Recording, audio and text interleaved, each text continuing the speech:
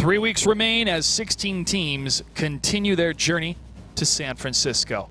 Welcome to the WGLNA. I'm Joshua Gray. And I'm Randall Holcomb. Some of these teams still fighting to see if they'll make it to the playoffs. Some people breaking away. Simp, for example. Oh, Simp is so powerful right now. Not only in the week-by-week series that we continue to see them undefeated, but how they're playing. The amount of calculated aggression, excellent defense, and focus fire has been outstanding so far. But a lot of these teams are showing some great promise. One of them being Fun Gaming and other Simply Irresistible teams that were not necessarily at the beginning of or at least on our radar at the very beginning of the season. No, you're right. You're right, exactly. Those teams were a little bit lower on the scale for our expectations, but they're exceeding those by grand margins. And it's a great storyline to behold, these different teams exceeding our expectations. Let's go ahead and take a look at what happened last Thursday with our matches. Fun Gaming, who we mentioned, took down Hammer Time 5-1. That was a big upset. Yeah, really good job by Fun Gaming reviewing those matches. You take a look, and Fun Gaming, solid play.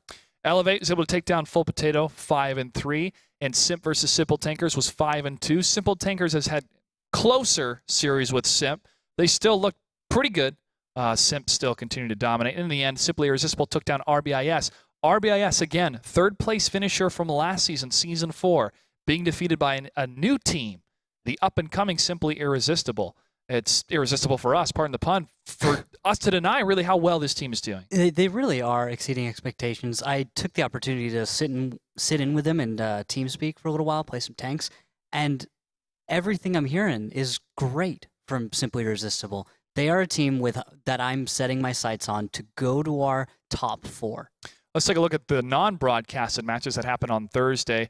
Timed Out took out Top Tier. That's right. They got their first win in a tiebreaker victory against Top Tier. That was quite the surprise. Top Tier is going to be our first team we're going to see tonight.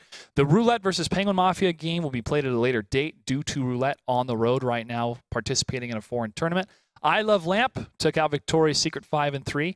And the Cunninghams in a tiebreaker series came back against Noble and got the victory. I mean, a comeback from the Cunninghams isn't surprising, but Noble starting off a series and actually taking the Cunninghams to a tie was very impressive. Yeah, and to see Noble hopefully bounce back from a bit of the downturn they've had as a team with their performance, maybe not necessarily in every single battle, but obviously in the end of the results, not getting a lot of victories we thought would happen for them. Moving on, let's take a look at some of the highlights from our matches that happened last week. The first one, Fun Gaming versus Hammer Time. Big surprise here. Yes, Hammer Time goes with a strong south push to break the Himmelsdorf defense, but Fun Gaming predicts this, and their crossfire is perfect. T29 from the west, from the north of Offentrager, and then from the east, that firing squad was able to absolutely destroy Hammer Time. Now, Hammer Time did put up a solid fight and made some of these battles close, but Fun Gaming was on top.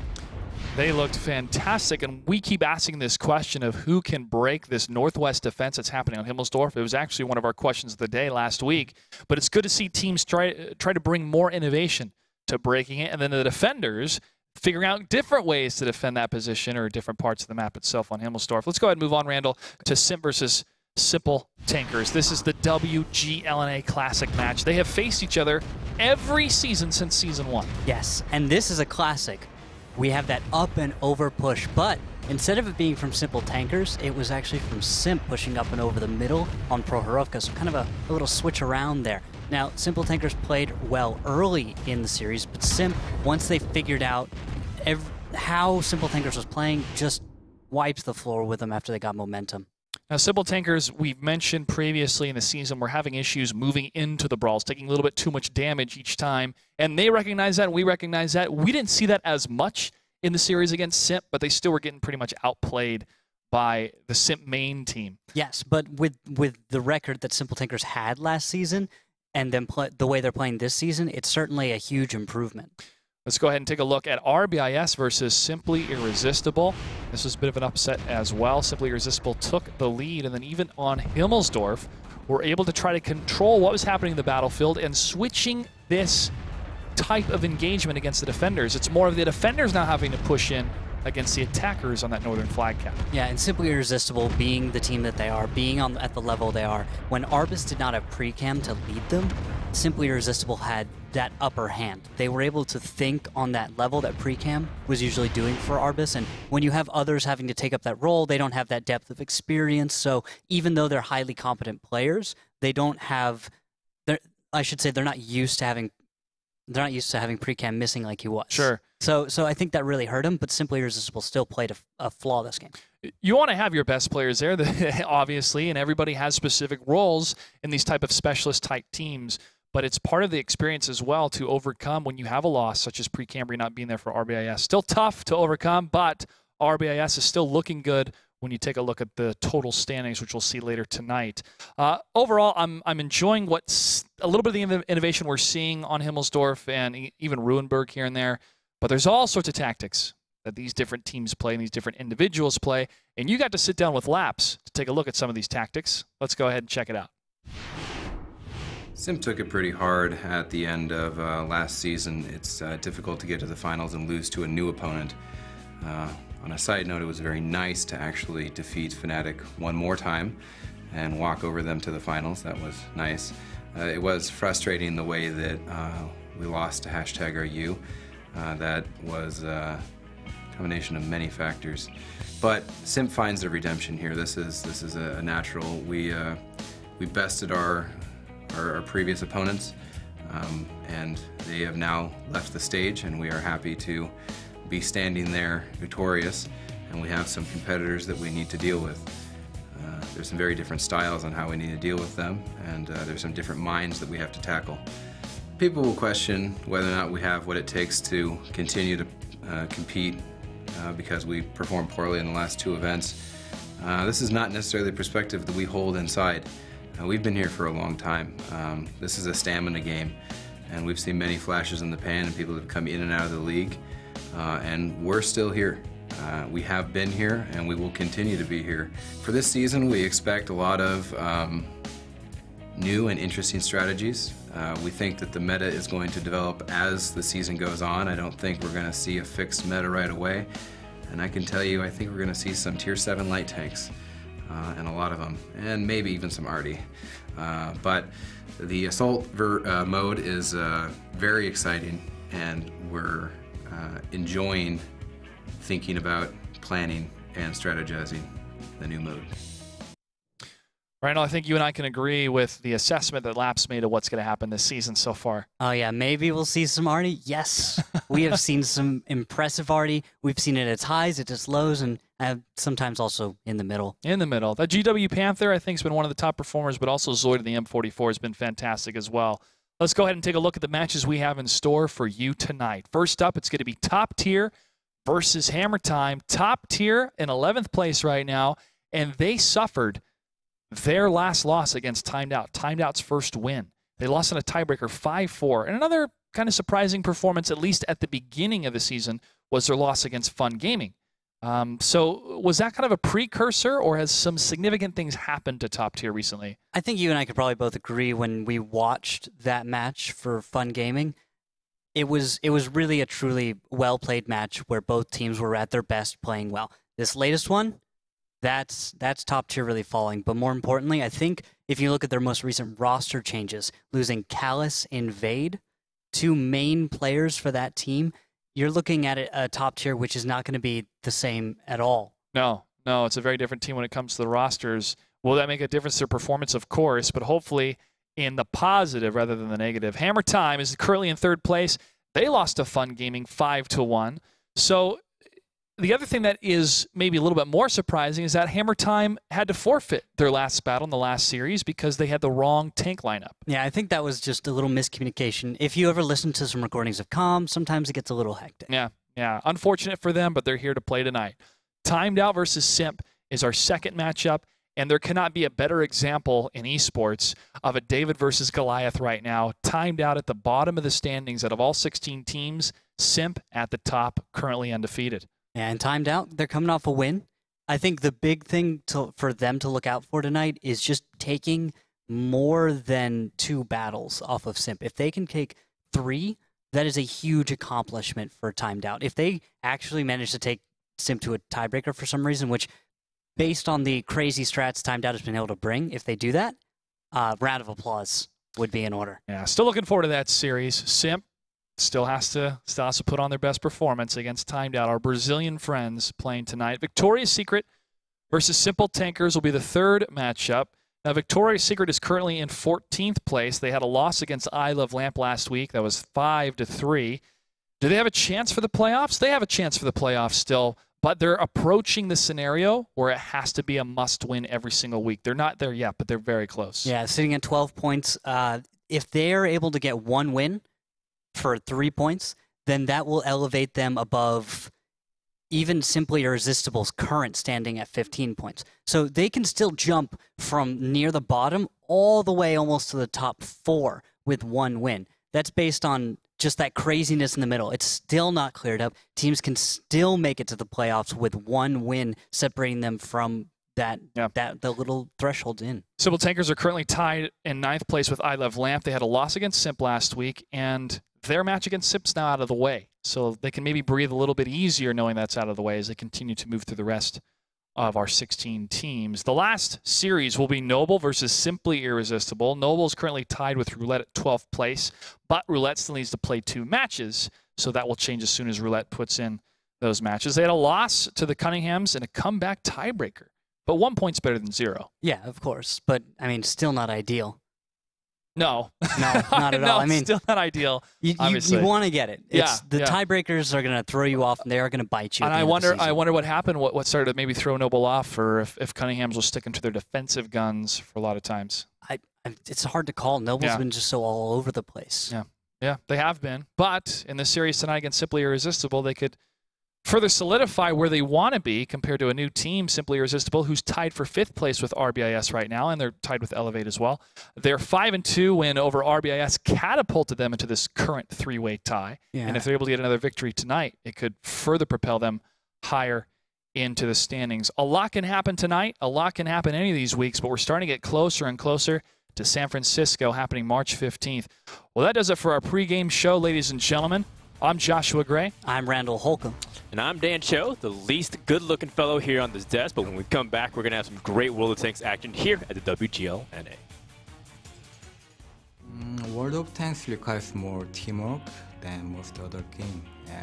As a result of that, I find that the zone for World of Tanks has naturally more teamwork component.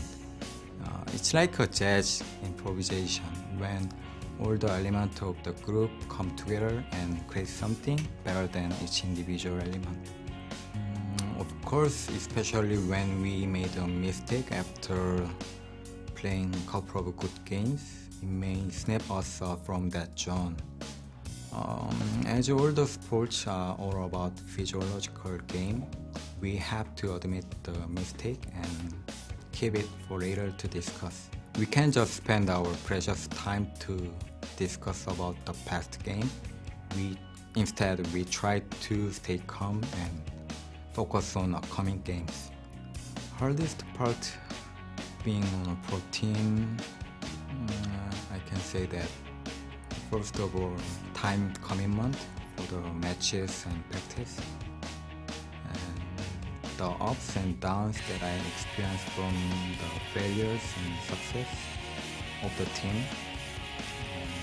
Having to say goodbye to close teammates as they are no longer able to dedicate their time for the league, and being in front of the camera. Welcome back, ladies and gentlemen, to the WGLNA. We're about ready for our first matchup, and we got to say a little hello and special introduction to Frodan coming back.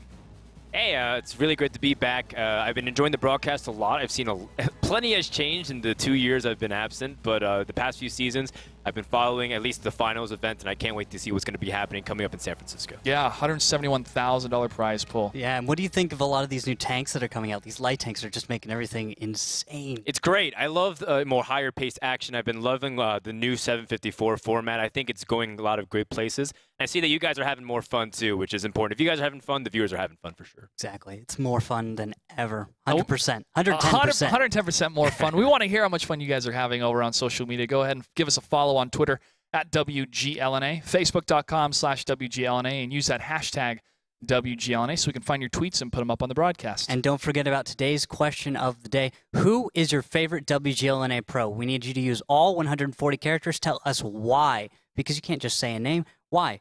Why do you think Swipple is the best? Why is Soviet the best in the league? I'll give a good example. I think Blue Boys captain is a phenomenal player, and one of the biggest reasons why I would want to watch him is because he's taking on this mantle of being the caller for Simp, as Mac G has recently announced his retirement. So he's been taking that over, and looking at it, that up and over on Prohorovka, we went for it. He knew he was overmatched, but he began the engagement. Really cool to see that type of leadership. Yeah, and Frodan, do you have any Well, it choices? explains why we had an extra vote before the voting process even started for Yeah, Blue Boys yeah. captain. That explains a lot. You know, I got to go for the captain of that team, Mac G. Personally, he's a good friend of mine, and I've been just watching how Simp's been able to develop, even beyond how everything's been going. Standing through the test of time is no easy feat for a team that's been around since the very beginning. There's always new teams like the Cunninghams rising up to gun for that spot, and I have to credit a lot to Mac G's performance. Yeah, I think Simp as a whole, filled with all sorts of all-stars. Yeah. Well, our first matchup is going to be Top Tier versus Hammer Time. We have the two team representatives joining us in the face-off. Good evening, gentlemen. How's it going? Good evening. Rude Awakening, let's start with you. We're going to address this rumor that we've heard. There have been some issues with some team members. Would you like to go ahead and address what has happened to some of your roster? Well, I didn't really do a really good job this year, like, you know, keeping the team together and having everyone work together really well. So I had made a change because it's like one of those situations in football, for example, where a team isn't performing as well as it should given the amount of talent that's on it. So I decided to make a captain change. So Cool Hammer is now going to be the captain of Top Tier. Since I have underperformed in my leadership and my roles, so I had to make a change and do what's best for the team, which is what I always try to do. So what's the team dynamic going to be looking like now? Who's going to be calling the battles? So we've always had at least 2 or 3 callers because there's 7 players. They're all being active in potentially 2 or 3 different positions. So certain players that are in one group and certain players in another group, they need to have their own callers that can tell people who to focus fire, where to move, etc., etc. So hopefully now that we've made a few roster changes, we've made a few position changes, in other words, leadership position changes, strat maker changes. So what we're going to do hopefully is now, you know, kind of turn the page and get better from now on. It's great to hear that type of candor coming from you, Rude Awakening. So we wish you and your team the best of luck with those changes. Let's go ahead and check in with your opponents. Liebestad from Hammer Time. Liebestad, I have to ask you, what happened in the last series where you had to forfeit that last battle? Well, yeah, that last match in particular. That was all Nissa's fault. He rated up the wrong tank. So, what can I say? We were flustered because they were kicking our butts. I mean, gotta hand it to Fun Gaming. I mean, they did a great job, and we just collapsed. I mean, that was like our worst loss in a long time. What have you been doing to recover from that? To get over that type of loss, you could say. Making fun of Nitz a lot for doing that, so he never does that again. Right. Practicing. I mean, the reason we lost was not just one thing. I mean, we were out of position. We missed shots. We went the wrong direction. We were late. I didn't play. But I heard. You know, I was listening to everybody live, and it was just everything that could go wrong went wrong. And so I think we fixed everything, I think, by now. So should be good. So could you tell that something was wrong even before the matches started? No. Just as soon as the match started, things went awful. That's all I know. All right, Liebestad, do you have any words for your opponents before we start? Good luck. I mean, they're dealing with their they just lost a match, and they're dealing with their roster issues. So hopefully we'll have a nice competitive game, and may the best team win. Rude Awakening, any words? Same to you. Go Pats. Ouch. All right. Thank you, gentlemen. Good luck. We'll see you on the battlefield. See you guys.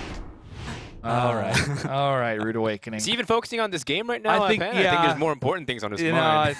I think he is. Prohorovka is going to be our first map in the series, it looks like. And, you know, it's great to have you back here, Dan. I remember a lot of very fast-paced engagements on Prohorovka. That was pretty much the quickest engagement we would see back in Season 1 and Season 2. Yeah, there was a lot of other strategies. People used to rush the middle. Some people would play a little bit more standoffish and divide the line. I personally like the more open maps, especially with this new format, tack and defend. I think it promotes a lot more mobility. I love seeing those 1390s being able to maneuver around the map. I like seeing, I mean, I was watching the other day and seeing even some Chinese tanks make an appearance to try and combat some of these smaller tanks. It's really cool. Man. Yeah. That's really cool. Yeah, it really is. It really is good to see a lot of these different tanks, even, you know, these Tier 7s, as Laps mentioned a little bit earlier, and their utilization. Let's go ahead and check out the rosters. These two teams are commenting on the top-tier roster changes. You'll see who's still left on the team ready to make an appearance tonight. And then Hammer Time, they've been together through thick and thin. Nits, I think it's going to get pointed out a little bit more tonight. Just ribbing from his team, you know? Although, tough if you look at situation. it top tier after losing, you know, 3 members and then picking up 1 that was dazzling, their roster just looks so thin. Yeah. Yeah, well, I hope everybody placed their bets before this battle. In case you need any help on how to place bets, ask the people in chat. But we're ready to get this first match underway of Top Tier versus Hammer Time. Randall, what do we have for tanks? All right. We have top tier in the red first attacking to bring 2 T-32s, a single 1390, 2 RU-251s, a T-54 lightweight, and a single 5916 played by Baxtaz. On the other side, Hammer Time with 2 T-32s, Waffentrager, 2 RU-251s, and 2 M41 Walker Bulldogs. So, Dan, what do you think about this lineup? I mean, it's definitely a lot slower than I anticipated. What happened? I thought it was supposed to be quick. I thought it was supposed to be fast, but it looks like we're going to be having at least the slow play for this third match. A lot of map control, from these teams. Yeah, we're gonna see Drynitz in that Waffentrager. He's gonna be sitting up in about Bravo 6, and he's gonna represent all of the control for Hammer Time because he can look at both caps, both east and west, and cover them appropriately. In the meantime, you're gonna see a strong west side from Hammer Time, and it's kind of a gamble because your opponent can pick either side of the tracks, but you can't appropriately defend both. You're just gonna lose if you try to do that. Movement coming from top tier on the east side of that village. E63 M6 and SPG Master are closest to the railroad tracks. But still no shots yet. Although we do have a little bit of intel. Drynitz is backed off in that Bravo 6 area. So I'm thinking Hammer Time has a good idea of where their opponent is. Because top tier, you can see them all in the east. And we can see now the T-32s, actually, Photo Finish and Big Cheese, are rather close to top tier's position. And a little proxy spotting will mean they might have to back off, or we'll see a shift around. Drynitz gets hit for 226 from long range. He's going to fall back. E63 could not land another shot. It's not what they need, but look at the hit points. It's not that far apart yet. No. Drynitz losing the hit points he has. He's at 874, and there are RU-251s on the battlefield, but I think he's going to be able to recover well enough from that. All right, well, they are starting to put a little bit of pressure here, and you know, I like the fact that they're trying to be patient with this. Some good shots being put out here for Coolhammer, and all they're doing is just picking apart, trying to see if they can get some shots on, and they're taking a lot of damage. Hammer Time can't afford to lose this much health early on. No, especially with the type of placement for these T-32s. Obviously, the amount of hit points that they have is going to be very significant to starting the engagement, but they won't last forever. Yeah.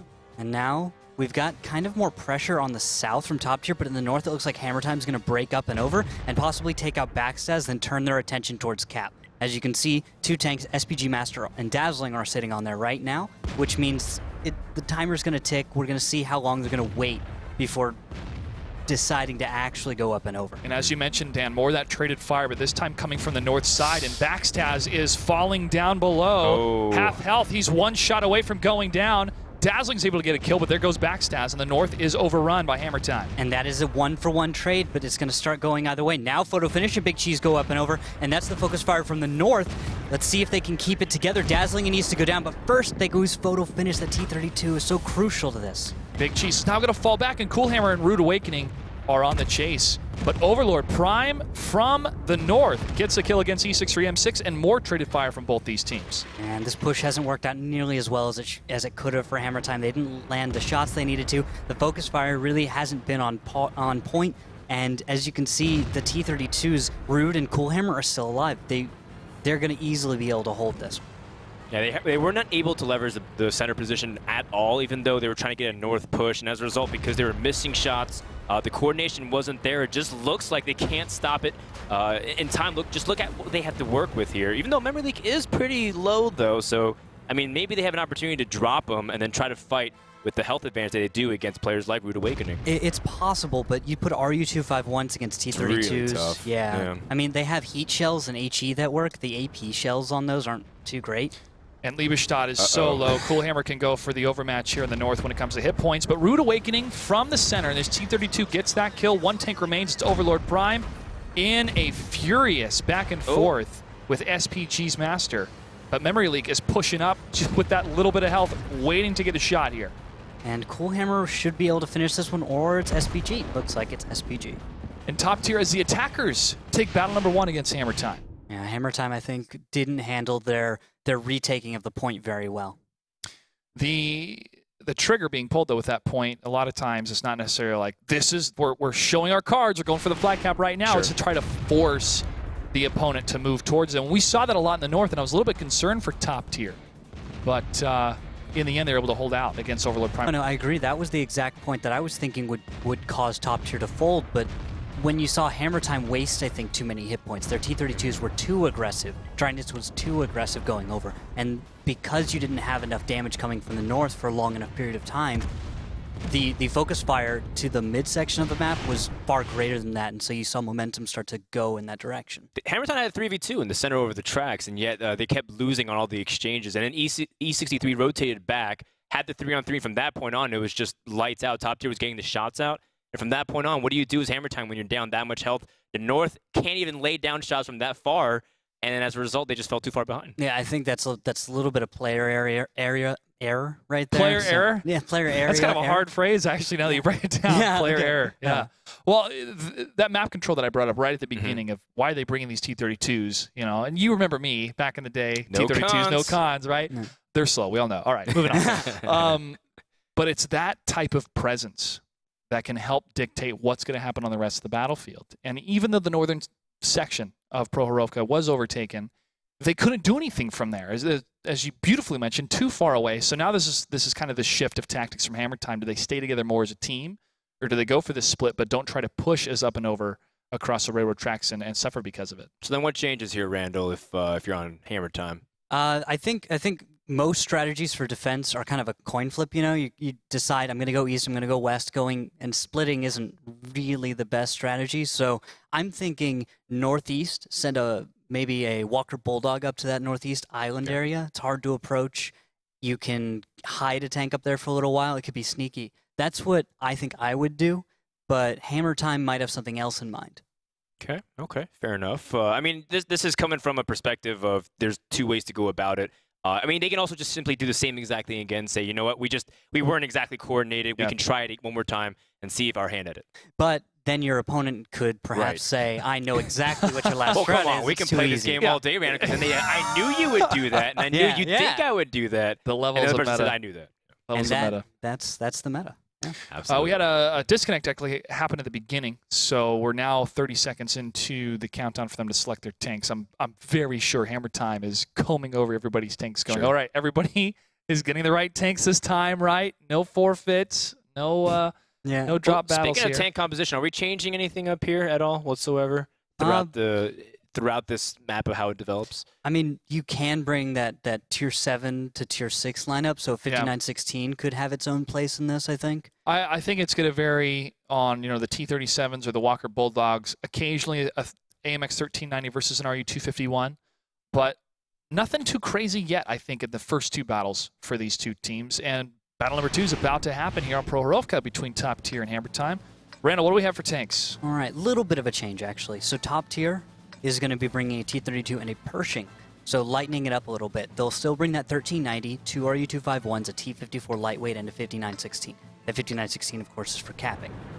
On the other side, Hammer Time, no real changes, actually. So they've still got 2 T-32s, 1390, 2 RU-251s, and 2 M41 Walker Bulldogs, which is just about the most consistent standard lineup you can bring as a defender on this map. Love the Pershing.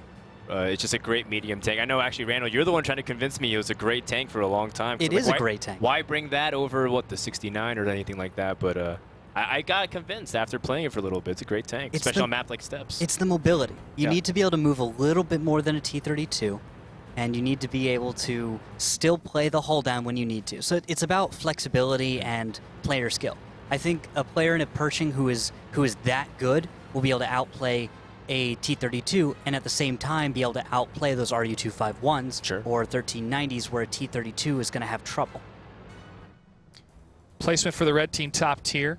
We got E63, Memory Leak, and Dazzling hanging out in Hotel 1 in this quadrant, up on the high ground looking for any long-range shots with their tanks. No dice yet, but this scouting run may reveal some of Hammer Time's positioning. Yeah, Rude Awakening was spotted here, proxy by Overlord, and that's a really good tell there already for Hammer Time. Yes, and also, if you notice, this is actually a bit of a weaker position from Hammer Time. While they do have a lot of coverage and crossfires, they have one player out of position. Drynitz is across the map, all the way in Alpha 0. So if this push happens, it's going to be a little while before he's able to help. And because he's an autoloader, he's needed, crucially, to shift the momentum or at least keep it on the side of Hammer Time in that fight. This is changing a bit the Hammer Time dynamic, holding back more as a defense, making top tier come to them. I think that they really underestimated top tier in the last battle.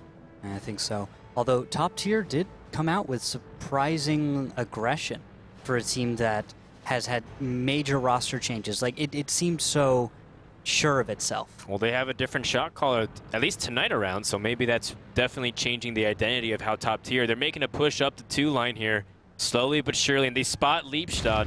They're playing this. Taking some shots. Wow, big damage being dished out. 468 against Liebestad. E63, however, getting return fire, but they take down Zazie as the first casualty on the side of Hammer Time. Ouch. Drynitz needs to get back over here. And in the meantime, this interesting scout game, they're playing the game of vision and camo, and they're coming out a little bit ahead in a kill. So Zazie is down, but if you look at the health right now, it's in favor of Hammer Time.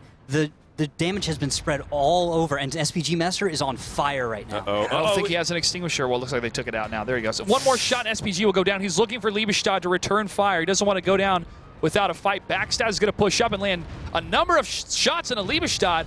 2 more hits, and he will go down. 1 more, Liebestad will fall. But Backstad is out of his clip. He's got to go reload. Oh, man. Well, we do trade some kills here, but in the end, a pretty strong push from top tier might get halted because Drynitz is now rotating back and trying to get some shots from long distance. Memory Leak is in big danger, but at the same time, he's doing a good job trying to avoid a lot of damage. But the positioning right now I give to top tier. They have the high ground with Rude Awakening and Coolhammer. Between the two of them, they have so much more command of this entire region.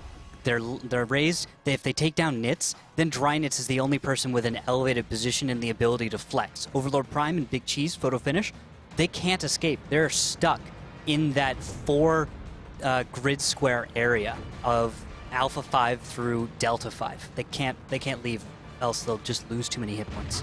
Memory Leak takes a hit from one of the T-32s from a distance, and he pushes forward. And now, on Cap, he's going to begin putting that out. And Big Cheese, photo finish, will peek up, start putting fire onto him. But Nitz from Alpha 2, he is spotted now. Should go down, but he was able to get a crucial kill. And now top tier loses a bit of that momentum. Hammer Time has plenty of hit points, and E63 gets hit. SPG Master way too low on hit points to get into the fight. Dazzling hanging back, and Coolhammer and Rude Awakening are the ones that are going to have to lead this push. I don't think they can really push, though. You see Drynitz, full health, photo finish, and Big Cheese are just healthy enough that when that push, and that volley. Oh my goodness. Look at that damage done on Rude Awakening. They have to push back, and top tier all of a sudden half the hit points effectively against Hammer Time. Yeah, a moment ago it seemed like they had that position, but they're not playing it well enough to their advantage. Hammer Time hit to the front for 149. Photo finish and Big Cheese still holding the center of this map on Prohorovka. Rude looking for a shot open on Overlord. Not there. He's going to continue to dance back and forth between this position. Hammer Time's looking great. 2 minutes left to go on the battle clock. Hammer Time's got to either destroy all the tanks or get a flag cap for a victory here. Top tier, though. E63 is squaring off against Drynitz. This is a play, I think, that will decide whether or not top tier is going to be able to make anything of their current position. They're down hit points. They have position, though. And if they can take out Drynitz, that means they've got enough time that they could get the kills. Not enough time, I think, to get the cap. And with Drynitz going on reload right now, if E63 were to take a risk with Rude Awakening coming to help him, that could be the point where we see this change, this turning point. Yeah, but can they go for that, though? They seem to be on the more passive side of things, and all of a sudden, where was that aggression in game number 1 where they were to be really decisive? Oh no, Rude Awakening goes down, and I think that eliminates the last hopes for this map for Top Tier. Photo finish shut him down. I like the opening, at least coming from Top Tier, to try to engage on 2 fronts, allowing Coolhammer to pull a lot of those turrets towards him, but not the case. They know this type of play coming from Top Tier, and they're not going to fall for it. Coolhammer takes it for 150, and with 1 minute left to go, Top Tier is running out of options. Yeah, they need to get as much damage as they can, because later in the series, damage will count towards the tiebreaker if they have to go to it. So there's no reason not to push now, or to at least try something out. And it does look like they're going to go for that. SPG Master moving up the 7 line, and with him dazzling the new player to Top Tier, who is playing the RU-251 and has not done as much as I think he would have hoped. Getting 1 hit this battle, 5 shots fired.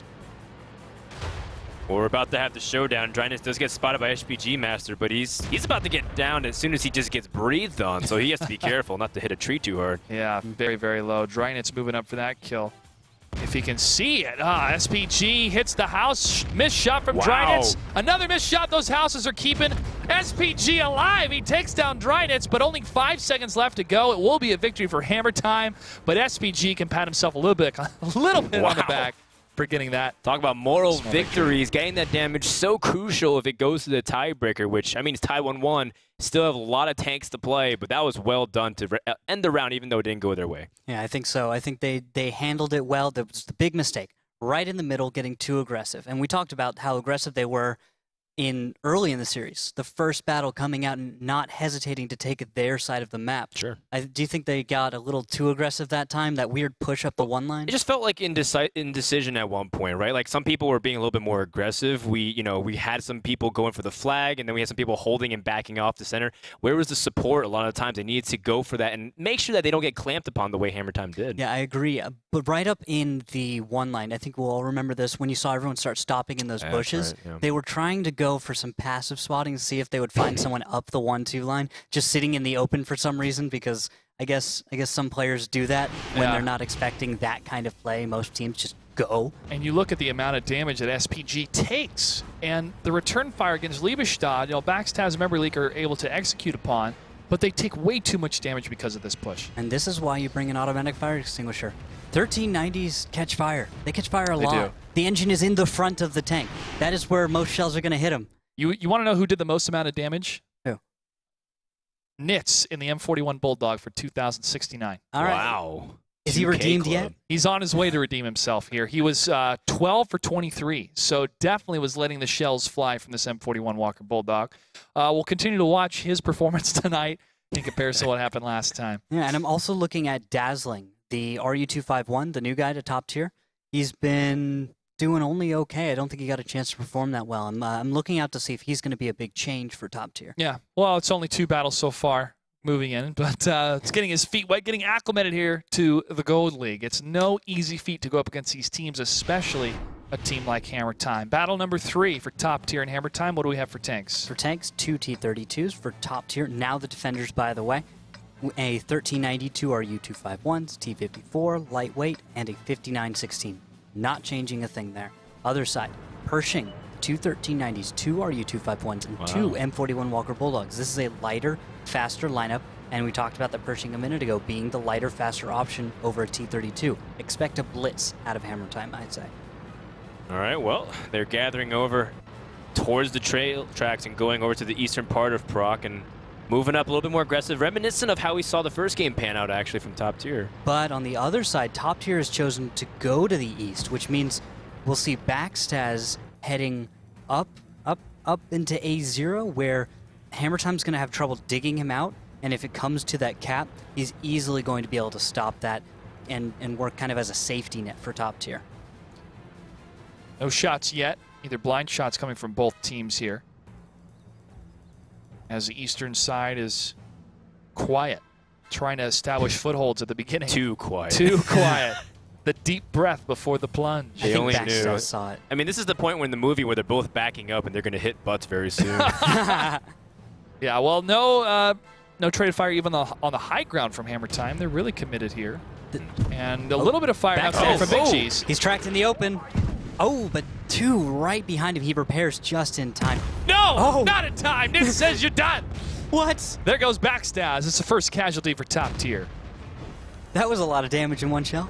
Or maybe that was so many shells simultaneously. And the shells continue to fly as SPG Master takes 3-4 hits. One more and he will fall, trying to hide behind the bush. A number of misses, and Big Cheese is able to take him down. That's 2 tanks down for Top Tier, and now Zazie is the first to fall for Hammer Time. Loving the team crossfire here from Hammer Time as they're leveraging the high ground there over what Top Tiers are getting caught out of position, and then they just get completely annihilated. Look how fast they're getting bursted down. 2 members got spotted within 10 seconds getting dropped. Exactly. It's just volley fire, good targets, good spotting, and positioning so that you are not revealed. I like it. It's high level. It's a little bit cheesy, I could say, because it's not the kind of strategy that's going to win repeatedly. Oh, come on, Randall. You could have said that lineup way better. The Big Cheese on Hammer Time. Here, try again. No. That strategy was... No, I've already lost it. It's all yours. Well, look at this. I mean, Hammer Time is in a pretty decent spot, even though they are down into HP, though. Overall scattered a lot, but that just has to do with their tanks being a little bit lighter. It's just the fact that they're going for the more mobile aspect. And maybe Top Tier can lock it down, though, because in the end, I mean, Hammer Time has to be the one making the plays here. And Photo Finish took a shot, about for 100 damage coming from Top Tier. So they still know there's a lot of presence happening on the east side. Nothing has shifted down to the south, and they're committed to defend from this junction. But could that be a weak spot for Top Tier if they're huddled in the middle? Can they leave the north too open for a tank like Overlord Prime to move that far ahead and to land some easy shots? I don't think that'll come about. I think Photo Top Finish Tier, hit again for 260. I think Top Tier can easily shift Rude Awakening, Cool Hammer, turrets around, protect Dazzling very easily. Dazzling is alone out there, and he is starting to take some fire. Some significant fire. 2 hits, 474. He's going to back up. Yeah, but he's not out of it yet. He can still spare a little bit more hit points before he has to switch out with maybe Memory Leak or E63. A little bit of the quiet between the storm here, the eye of the storm between these two teams in battle number 3. Photo Finish is going to back up. Don't back too far up, Photo Finish. You're going to go down into the water.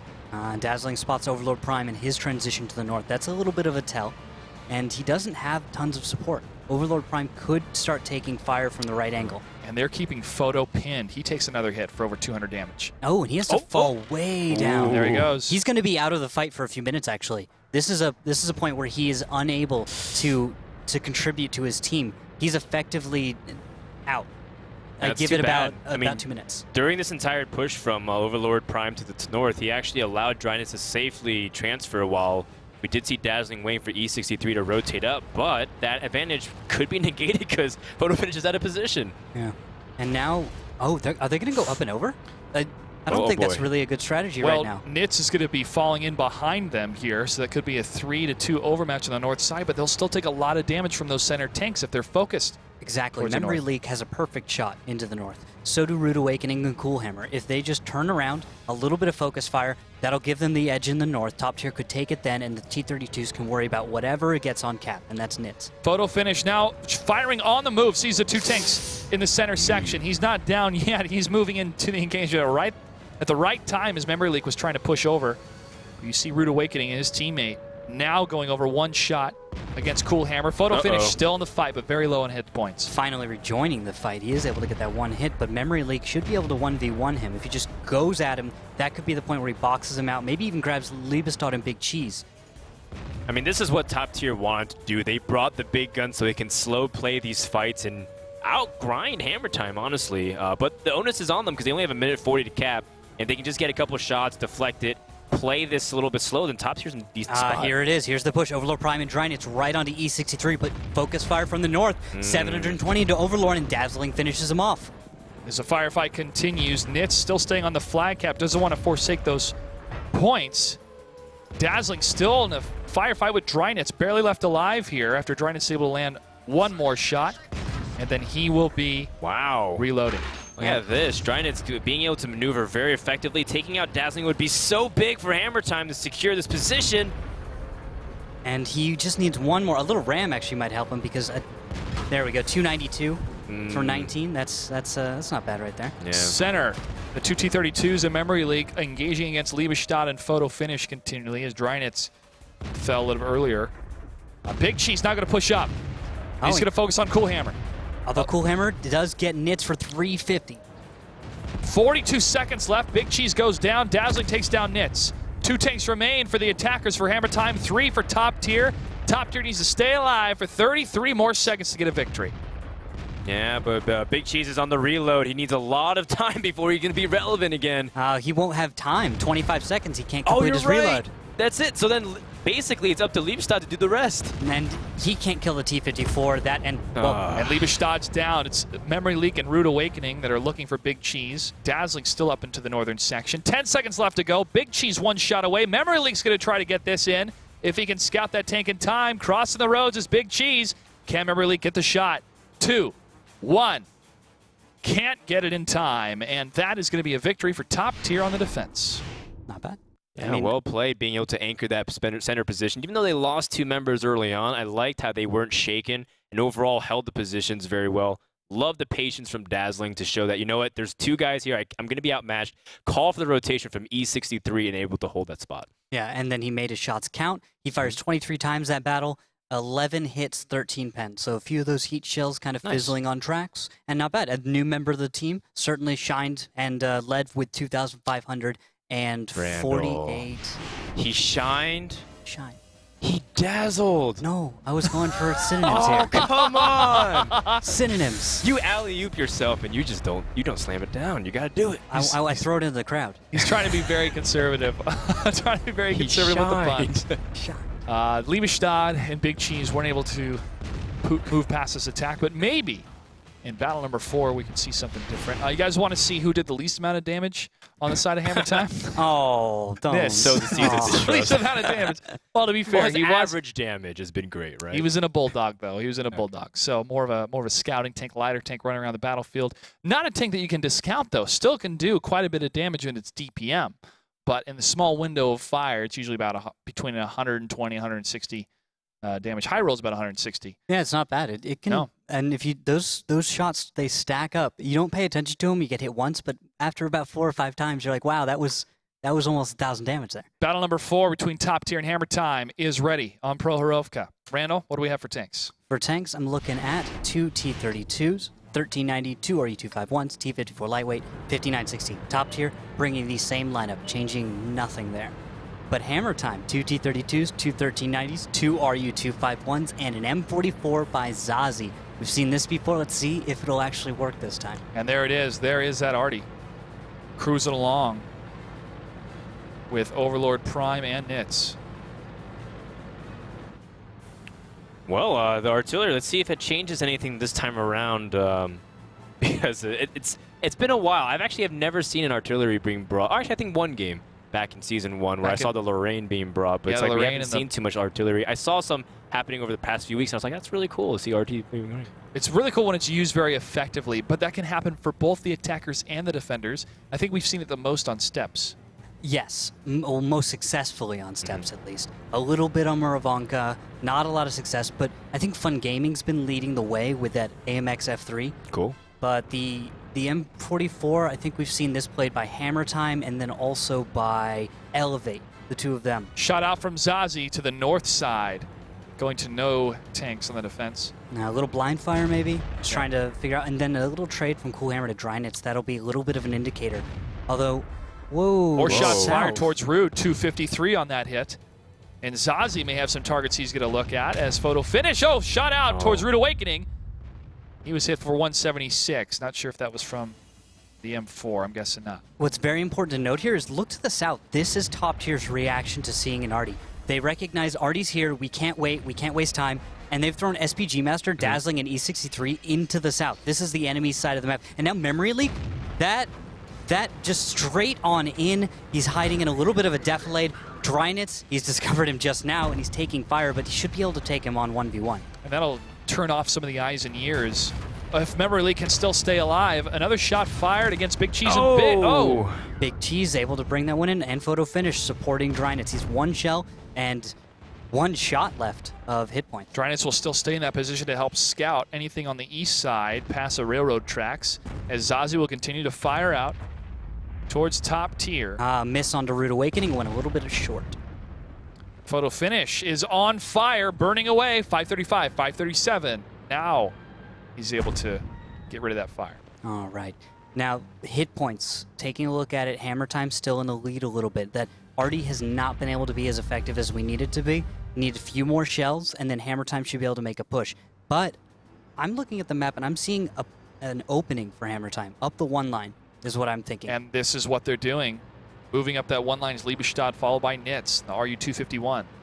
You take control of the objective, which is the cap point. It's something that Hammer Time needs to take, or they need to get all the kills. There's a chance they might not be able to get those kills. Let's force our opponent into making some mistakes. Let's give them some questions to answer that they might not be able to solve very easily. Well, they're gaining a great spread and surround. If they can capitalize on the high ground as well, then all of a sudden the position advantage goes to Hammer Time. Some nice shots also gives them a little bit more of that health lead. And more, I'm liking how Hammer Time's responding. Just look at the rotation back from top tier. They've had to take back the A line, but as a result, they've given up a lot of their spots. Couple shots back towards Nitz, takes a hit for 208. Backstabs hit for 237. Liebestad tries to fire a shot into Rude Awakening, does not ring true. Return fire from Rude does not connect, but there's another shot on Hammer Time. Yes, 186 onto Cool Hammer. Artie shot directly into his turret. Not a bad hit there, but it didn't deal nearly as much damage as it needed to. And that's what the T-32 was able to accomplish here. It has the heavy armor. M44's HE does not pen very well, so there's just a few little spots on the T-32 where that HE is going to deal any damage at all. Now we have a conglomeration of 3 tanks on the north side, and Overlord hits Cool Hammer for 230. That's going to keep top tier on their toes, guessing in the center of the map along the Delta and Echo line. But the potential overmatch in the center of E63, M6, Dazzling, and SPG. And there's Cool Hammer tracked in the open after taking 510. Hammer Time seems to be focusing on volley fire today. Yep. Where they're grouping up in small units and then focusing down targets from great range. And you saw that the previous battle, they're doing that once more, but they've decided to add Artie so that they can hopefully get that finishing blow. And that was almost it. 212 in the Cool Hammer. He has 17 hit points left. Well, watch the flank as well. Backstabs is going directly for Zaz. If you can shut him down, they would destroy a lot of supporting fire. But at what cost? Because now all of his teammates are there left in the open, and here comes the cavalry. Hammer Time is taking the center of the map. And there's Zazi already landing that shell. Everyone gets to continue going by into better cover and positions. It looks like, though, they're splitting up. Liebestad goes south, Overlord Prime, Nitz all the way to the north. But Backstabs has finally taken down Zazi, that artillery piece. Overlord's going to continue this engagement to the north. E63, M6 will be punished because of it, but for how long? Long enough for Overlord Prime to stay alive as Dazzling and SPG Master are trying to engage when they can. E63 is low. 2 shots just over the tank miss. Another shot from Nitz does not penetrate. He gets hit for 231. E63 M6 goes down.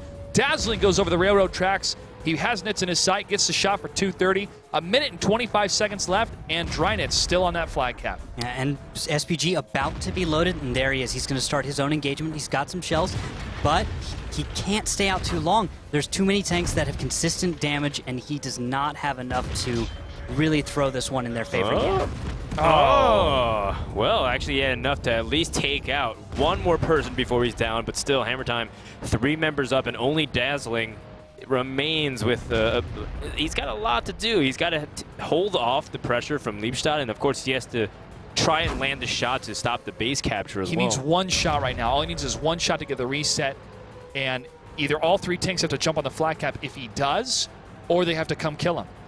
I think Dazzling's sitting in a very difficult position. He could have early on just jumped right on Drynitz and photo finish, but he's decided to take 1v1 Liebestad. Now, he has done rather well, and he's getting more out of the trade than Liebestad is, but after these trades, he can't afford to lose much more.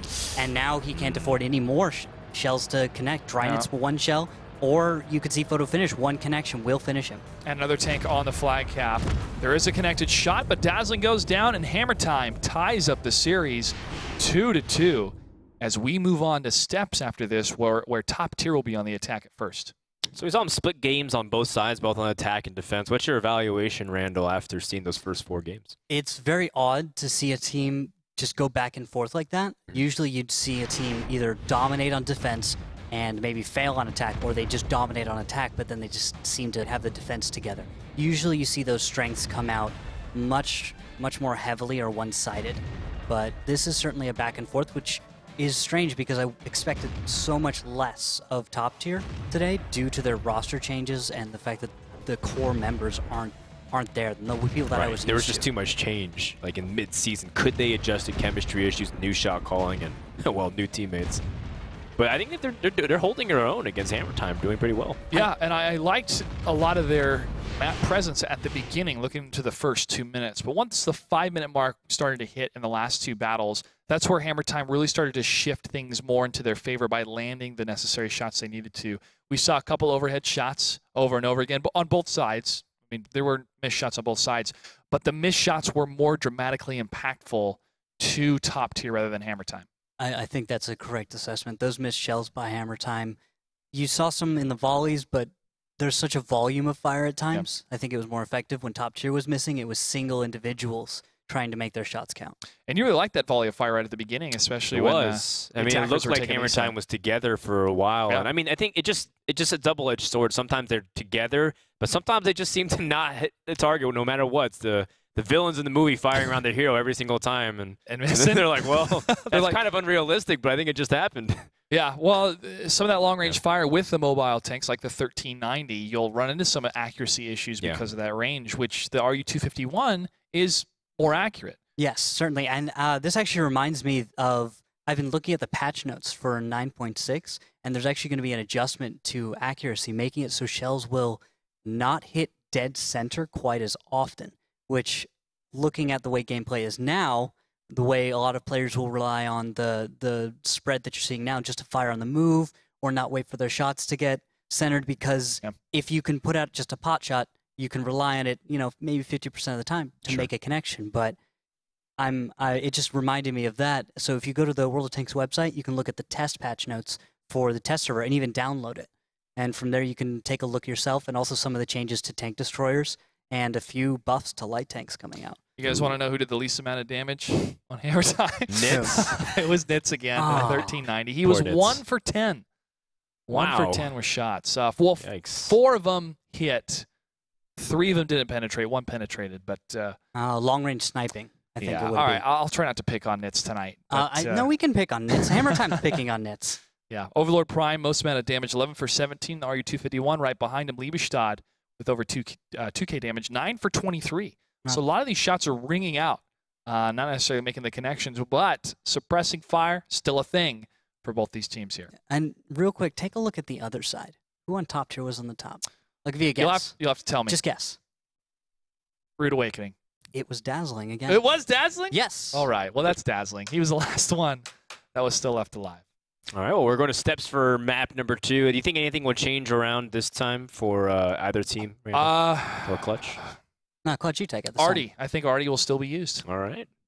Well, at least maybe for one team at least. And maybe it can be a little bit more effective, because we didn't see Zazie be able to land a lot of those early shots, which could have been heavy influencers, versus hitting shots right before he was ended up dropping anyone. Cool. Well, speaking of Artie, if we take a look, Zazie's back in that M44. So Hammer Time's deciding, let's trust in Artie. Let's trust in the M44. And this is the map we first saw, the M44. But if you look at top tier strategy, this is something that's very recently come about. And that is bringing 2 VK 30-02Ds, T54 lightweight, 3 RU-251s, and that 1390. The 30-02s, if I can go jump to one, are a nice little tier 7. They've got 1,250, so a little bit beefy. They're fast enough as a medium tank, and they deal enough damage, high enough velocity gun. They're just such an unexpected choice. Shot out from Zazie. Looks like there was no connection. No. Can you imagine what that would be like if you got a connection, blind fire, Artie? That's happened. At the beginning, if you're an Artie, and this doesn't happen as much anymore because of long Artie timers, at the beginning of a match, if you're playing Artie, just aim at a spot I bet takes about 30 seconds to get to from spawn, and just zero on it and fire. Someone's bound to be there with 15 tanks, and you can depend on that a lot of the time in pro matches. Many people follow the same routes, they go to many of the same positions that are optimal, and and they have many of the similar patterns. If you're an Artie player, you can blind fire like I just saw in Cool Hammer and Rude Awakening. Now, Cool Hammer was spotted, so that's a bit of a, not actually a blind fire, excuse me, but they could have zeroed there in the first place, knowing that that was a possible location. Northern movement from top tier on the other side of the railroad tracks. Well, here we go. A big aggressive push, starting off the same way they did on Proc, and maybe this time around Top Tier can take again the series lead as 5 members are pushing up. Big Cheese being the first player to take a lot of damage, and if he drops, that's a lot of firepower that'll be missing from Hammer Time. And SPG, looks like he might have hit Memory Leak accidentally there. Some friendly fire, but they continue to fire into Big Cheese, and he's down. Photo finish. The next tank. These tanks have got to be very careful because Nits and the rest of Hammer Time are now pushing in to answer this aggression coming from top tier. Photo finish very low on hit points. There goes E63M6 coming from Overlord Prime. SPG Master still dancing back and forth, but Zazie in Tank Destroyer mode takes him down. Memory Leak takes down Photo finish, and 1 tank remains on the north side for top tier as the 2 are hanging back along the Bravo Charlie line, moving up against what remains of Hammer Time, which is plenty of tanks and plenty of firepower. Yes, Hammer Time, those T-32s did exactly what they're supposed to do. They took the brunt of the damage, and they stopped the push. You saw that momentum had to just shift around the T-32s. They couldn't just charge forward, kill a tank, and continue. There were too many hit points, too much armor.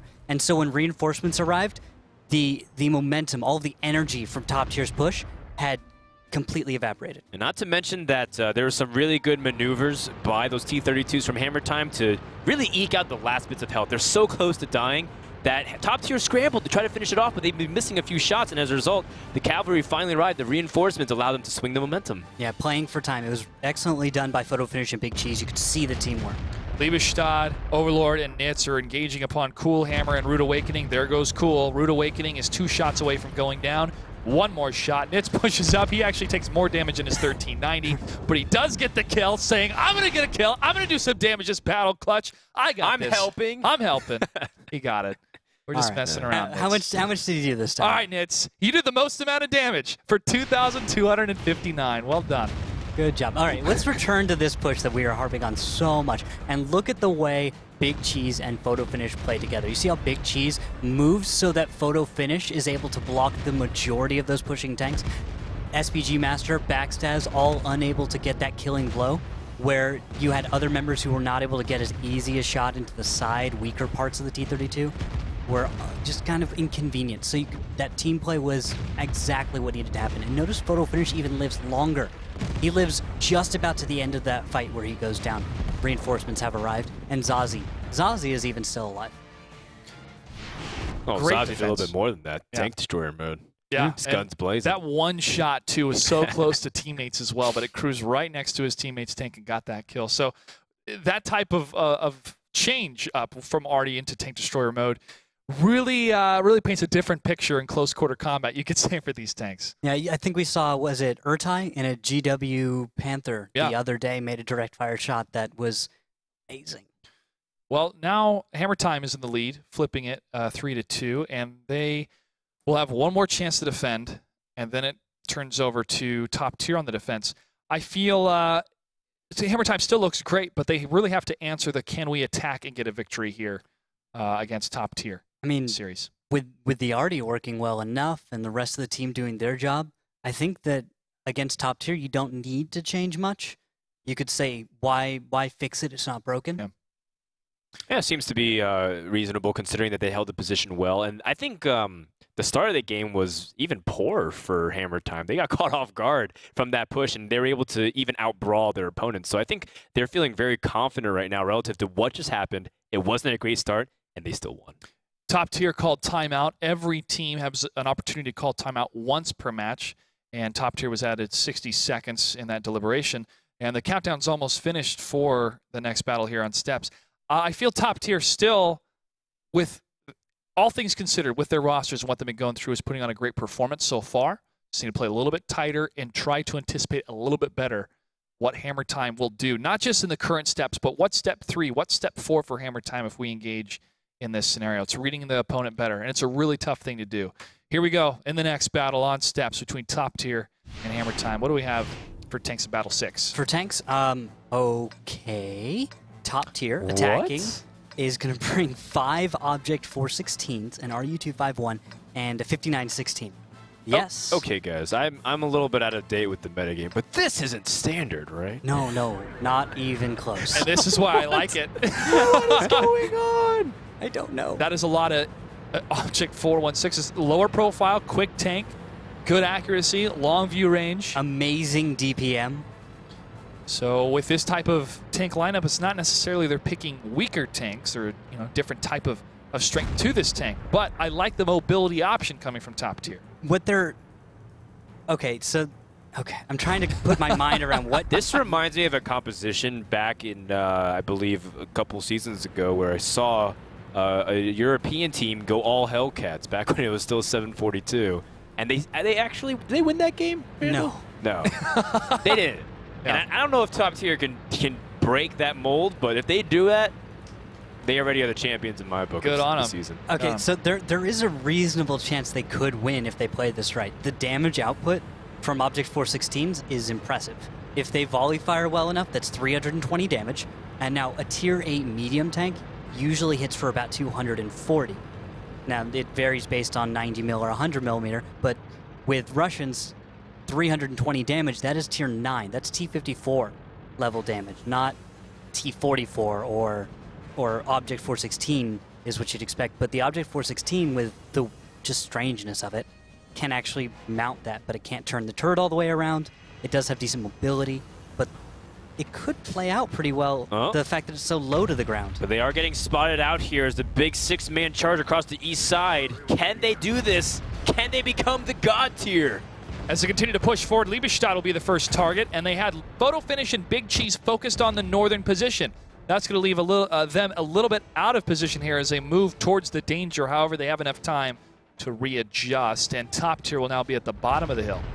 And the adjustment I'm waiting for from Hammer Time, it's a little bit late, I think. The T-32s are just starting to get rolling, and we're having focus fire onto Nitz, but I think Nitz is playing this excellently. He's staying hidden and forcing his opponent to waste time. Rude Awakening then gets way too aggressive and is just evaporated. He gets shot down hard, and now those 416s will continue to take fire here from the tanks on the higher ground. But Coolhammer, along with Memory Leak, are going to push behind. They see Liebestad. They need to focus on one tank, and that focus fire is really going to help him out against the defending Hammer Time. Liebestad takes down Memory Leak, but Dazzling takes down Zazzle. Coolhammer dodges a shot, but he's very low on hit points. He stays alive long enough to help E63M6 take down Liebestad. Coolhammer falls. Dazzling takes down Drynitz. It's 3-on-3 between top tier and Hammer Time. Wow, this one could very reasonably still go to top tier. They have to stay focused. SPG Master breaks away and looks like he's going to try and take on Nitz and Photo Finish, but Big Cheese is being 2v1'd by SPG and E63, and E63 is not doing so well right now. Big Cheese gets hit once, twice, takes down E63, but SPG and Dazzling in focus. Nope. That's an ammo rack. Big shot from Nitz, and that is a lot of damage in that ammo rack, and that's it. That ammo rack really helped out Hammer Time, and they successfully defend once again against top tier, one battle away from taking the series. Great effort. Again, another Eastern push that's really aggressive, getting surprised, but this time around they get spotted a little bit too quickly, and as a result, I mean, Hammer Time, they were a little bit slow on the rotation, but they did get the spot, which helped them a lot coming into that engagement. Yeah, I think that changed everything. Now, I'm trying to look around on the stats here because you're going to see one thing that hurts Object 416s is shells that just fizzle. And that's where you see a lot of this potential damage from Object 416s just kind of vanish. Because falls apart. You would think that it has high DPM and you're going to see them just find a tank and eliminate it, move on to the next with volley fire. But notice throughout that battle also the fact that the Object 416 turret doesn't go the full 360. They weren't able to find their targets, and you saw missed shots, or you saw people having to ignore someone and just continue on. It was uncomfortable a little bit. Yeah, I really love when players utilize mobility to the greatest effect, right? Getting behind these T-32s, getting behind these positions, or pulling attention away. Turret breaking, as I like to call it, but pulling attention in one area and then aggressing in a separate one. They had backstabs over on the flag cap at the beginning, so the two T-32s in the northern section are focused in that one position. But it felt that top tier just took a little while to continue the engagement, and then once Photo Finish and the other tanks that were to the south pulled back, it was high ground versus low ground. Well, if there's an opportunity to do it, it was then. Yeah. I mean, that was their last attack round, sure. 4 steps. Now they're going to go on defense, and we're definitely going to see a different tank composition going to battle number 7. Yes, a much more conventional tank composition. 2 T-32s, 2 1390s, 2 RU-251s, a 5916. Sometimes you got to go for the uppercut, Randall. Sometimes you got to do it. That's how you finish your opponent's clutch. Close quarter combat. If you're a boxer against a UFC fighter, you go for the uppercut every single time. In that case, the bite to the ear, because that's what the object was. Like, what was that? That was like a try to, like, what were you doing there, man? What were you trying to do? Disqualification. And that's something Hammer Time does not want to do again this week. I think last week was the ear thing. Probably. Yeah. Probably. All right, looking at the Better. attackers now Touche. for Hammer Time. Zazie still in that M44, bringing up the rear, along with photo finish and Big Cheese. Now, something we've seen in the past is they'll use Zazie as an arty piece to suppress the positions of top tier, hopefully take out backstabs or force the T-32s to keep their heads down, and then eventually actually put him on the cap, and then use the rest of the team to screen, which is, in theory, a rather good decision or a rather good tactic, but has some risk. You don't want to expose Artie because it's soft and fluffy. Zazie has already damaged himself. I don't know how. It's a dangerous world out there, Randall. What did he run into? There's plenty of probably rocks a wild all over the femur. battlefield, but A Drynitz femur? didn't hit a rock. Drynitz just took a shot for 279 from a distance coming from Rude Awakening. And that's going to be only shots fired here at the beginning of this All right, battle. Zazie's looking towards backstabs. We've got actually a shift. Another shot on backstabs for 269. Looks like okay, we're going to have Zazie actually continue to shift as we're looking towards Rude Awakening right now to take fire from Zazie. Zeroing in. Yeah, it's very patient play from Hammer Time. Just different change of pace from how top tiers are playing. So aggressive on this map. They're going to use Big Cheese to rotate a little bit closer to get the anchor. Of course, that's exactly what those heavy tanks are supposed to do. And I actually appreciate that they brought a T-32 on attack because many teams will bring more mobile, lighter lineups, and actually bringing a heavy tank, I think, is a smart choice here because you're going to be able to put someone out front and actually play that anchor, which has been missing from many attack strategies. I mean, this is the first time we saw Pershing, be able to hold down spots very well effectively because they were trying to favor that mobility while being able to be reasonably tanky against what would go on. Well, as Big Cheese went to the front a little bit, his heavy tank, trying to maybe pull some shots in his direction or be that front-facing wall sometimes against the defenders. That's going to put Drynitz on the flag cap and the forced movement from top tier to deal with the presence. Do you see some movement on the southern portion of the map too? Top tier going for a flank of some kind of Nits. We'll have to spot that and communicate it because maybe they can take advantage of 2 members of top tier being out of position at that point. Yeah, that's Memory Leak and SPG Master playing their positions to try and catch someone out. Maybe get Big Cheese if they can somewhere. But now with the reset on Drynitz, there's more time. Top tier can play around a little more. Nits, he's going to be the one to spot Memory Leak, and that could be where you see that trigger pulled. And actually, Nits looks like he might be backing off and going north. Zazie also shifting north. Top tier taking their time as the defenders. And that's it. SPG Master was spotted. That's the tell. Everything is given away, and it looks like Drynitz will move south with Nits. And instead of trying to perhaps push into the larger group of top tier, they might be focusing more on Memory Leak and SPG to try and catch 2 weaker opponents out of position. 3 minutes, 30 seconds for the attackers to continue to make a move here. That's Hammer Time in the blue. Yeah, I don't think they have very much time to actually get the win. Hammer Time's going to have to get all the kills, and usually a team can defend steps well enough in the northwest after about 4 minutes. If the attack comes sooner and there's some kind of a distraction, a screen, something like that, then attackers, I think, have a better chance in that situation. But with 3 minutes left, top tier could simply throw a tank away to get the reset that would win them the game.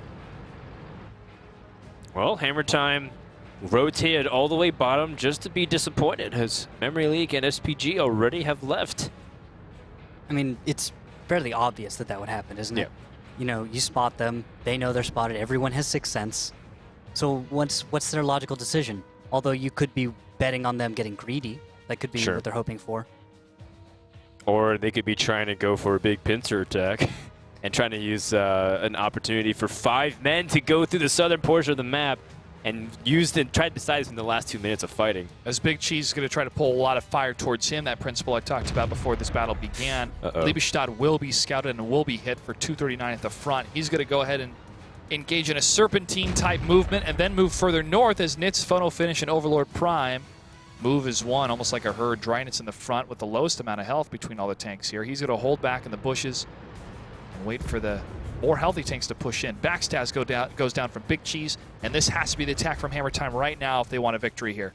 Yeah, but they've made the optimal approach. Artie is fired. No real big connections here. I think that's what's going to hurt when this attack finally comes. But missed shots all over the place. We need to see connections from one side or the other. Consistency. Focus fire. Liebestad is first in. He is going in, and focus is not on him. It's going everywhere.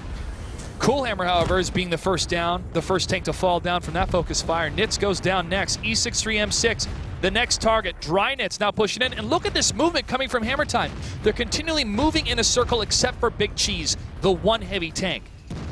Dazzling takes a hit from the side, returns fire against Drynitz. Overlord Prime has not taken any damage yet. 1:14 seconds. Another shot from Artie does not connect. Rude Awakening gets hit for one. Drynitz very low. Rude's focusing on Drynitz. He gets that kill.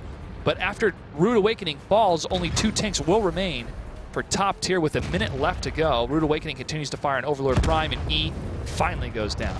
And Artie Artie shell on fires the and gets a tank. shot as well. I think we could have used that to get memory leak. If they hit either of these 1390s, an Artie shell should track them, making it much easier. Now, that cap, I don't think they're going to have quite enough time. It's going fast, but any reset could stop them here. Any reset will stop them effectively because they'll be losing all the time that they gathered unless there's an opportunity for Memory Leak and SPG just to not get there in time. Zazie takes a hit from Memory Leak, still lives though, 241, but Memory Leak finishes it off. 22 seconds left on the battle clock and the flag cap here. It's going to be close. Well, if there's no reset, we'll have to confer with our admin to make sure base captured was displayed. I think it's a little closer than top tier's comfortable with, though. So they'll send both tanks back, and approaching on both sides, they should be able to get the connections. SPG Master and Memory Leak now push in. They get the reset. 2 seconds left, and top tier successfully defends against Hammer Time, tying up this series and bringing us one step closer to the end. Man, it's 4-3. It's 4-3. It's not tied just yet. Yeah. But they were able to draw very close to it. Love the braid attack there from Hammer Time as they were able to utilize team movement and weave in through the traffic, being able to dodge a lot of shots and cover for each other. But ultimately, you're right. They just didn't have enough time. I think if they were able to move and execute a little bit quicker, rather than start at 2-minute mark, maybe there's an opportunity for Hammer Time to close that one. Yeah, I agree. Also, Artie not making the connections. Looking at the post game, you're looking at it's 424 damage. 424 damage is not enough from an M44. You need 1,000 maybe. 1,000? Then you've paid for that Artie, and you've also focused a tank down enough to the point where that push that I think Hammer Time was waiting to make could succeed. But there was too much health and not really a good feel for your opponent's position, strengths, and weaknesses. This is a really good time for top tier, win or lose, to know that they have taken Hammer Time into Battle 8. And that is very significant, again, in the context of what they've gone through as a team over the last week. But this is where, you know, the Object 416s didn't work. So if they had any type of strategy that was like a fail-safe, get-to-work type strategy, this would be the time to play it. I think they're going to play very straight-laced, though. They're not going to try to bring any surprises here in battle number 8 on Prohorovka, which is about to begin on steps between top tier and Hammer Time. What do we have for tanks, Randall? All right, we have an Artie yet again. We've got Zazie in the M44, 2 RU-251s, 1390, 3 T-32s from Hammer Time. That's Photo Finish, Overlord Prime, and Big Cheese taking those. So that is a heavy lineup. On the other side, top tier is going to meet that with 2 T-32s to their 3, 2 1390s to their 1, and 2 RU-251s to their 2. But they've got a 5916 Backstabs, who is hopefully going to be able to, I mean, just get Zazie out of the game. That is his whole purpose in this battle. Movement coming from Hammer Time right at the beginning.